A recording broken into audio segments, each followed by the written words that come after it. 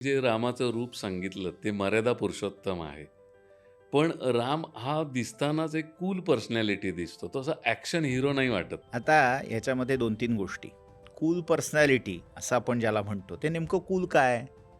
की आज हॉलिवूड किंवा बॉलिवूड पटातून जे चित्र, जे नायकाचं रूप आपल्याला दाखवलं जातं, त्यालाच कूल म्हणायचं का? अजून त्यातलं एक दुसरं व्हर्जन म्हणजे चॉकलेट बॉय, गोड गोंडस असा. म्हणजे रामाचं जे चित्र आज आपल्याला उपलब्ध आहे, ते असं गोड गोंडस हो, आहे. म्हणजे तो रणकर्कश राम वाटत नाही. वाटत नाही. तर ही चित्र वेगवेगळ्या कालखंडामध्ये जे चित्रकार किंवा ती रचना ज्यांनी केली, त्यांच्या दृष्टीतून ते त्याचं मांडलेलं रूप आहे. जसं संकेत असा आहे की आपलं आराध्य दैवत हे नित्य युवा अवस्थेत दाखवावं.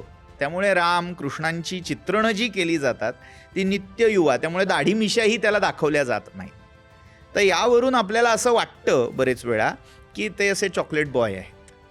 पण जर आपण रामायण पाहिलं, भागवत पाहिलं, तर त्याच्यामध्ये त्याचं रणकर्कश रूप ही तितक्याच विस्ताराने आलेलं आहे. नवरसात्मक रामकृष्णांची चरित्र पाहण्यासारखी आहेत, बघण्यासारखी आहेत. बरं, म्हणजे तुम्हाला असं म्हणायचं राम हा डॅशिंग हिरो आहे. आहे. फक्त